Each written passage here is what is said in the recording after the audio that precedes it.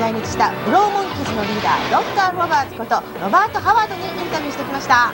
ブローモンキーズは2年前にイギリスでデビューしまして、2枚目のアルバム「アニマルマジック」から「Digging Your Scene」がイギリス、アメリカでトップ20に入るヒットとなって注目を集めたんですよね。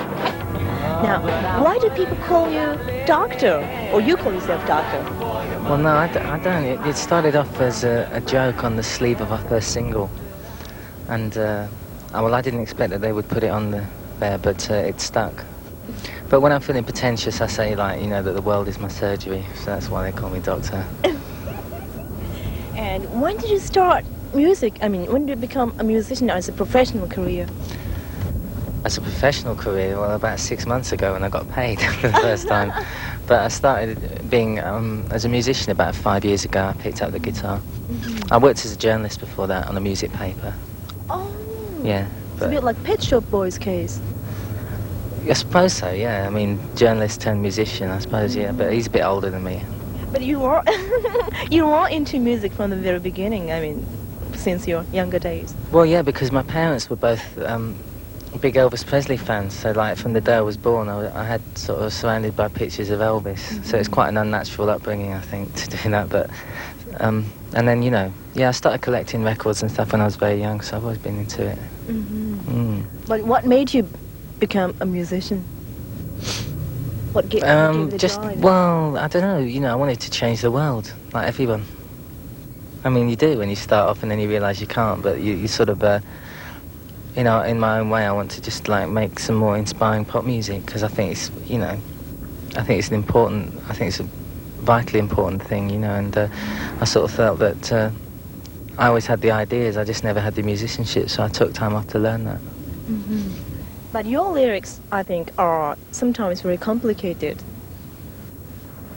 No, they're not really complicated. I think they're quite personal.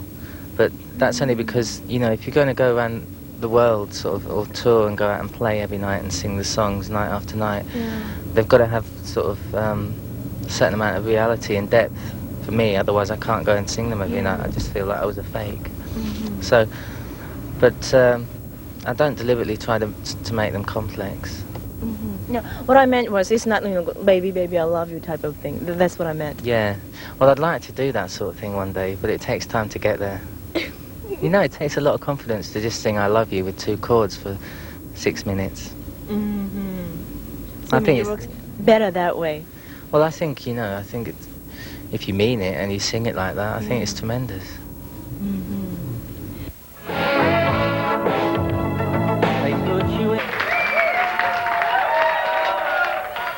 Well, I can help noticing it, but your eyes are not blue. No. Well, they are on the LP, but that was my Frank Sinatra stage.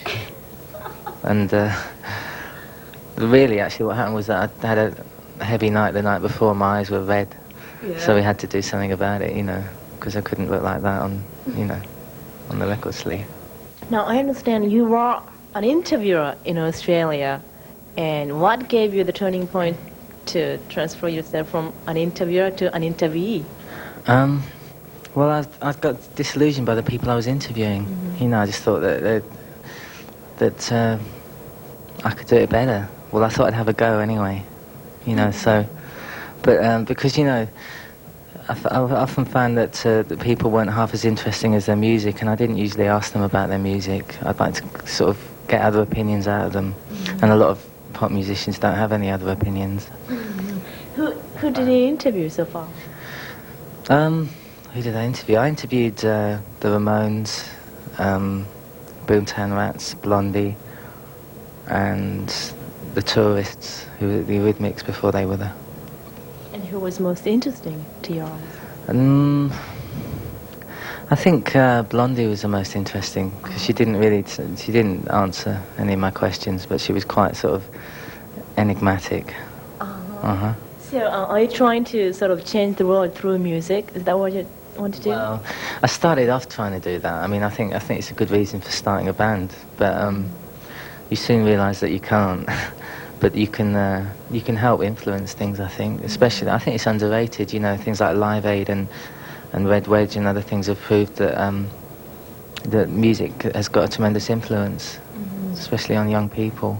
People like Elvis Presley and Mark Bolan and Marvin Gaye and people that did for me. You know, they sort of showed me a way out, another way of life. And I think that for teenagers who are looking to get inspired by music, it's a pretty rough time at the moment. So you know, the more basically the more risks and the more imagination, the better, I think.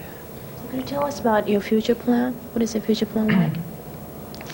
Yeah, we've started an LP, third LP, which is sort of like this is us really setting out this time, because it's completely going to a dance LP, and we're using people who are used to working with Africa Bambaataa and people like that. So it's like a rap rhythm section with me howling over the top. And there's probably only going to be about 3 chords on the whole LP, I hope, and no strings and backing singers. So it'll probably be a big flop, actually, but I don't know. At least you can dance to it. Yeah.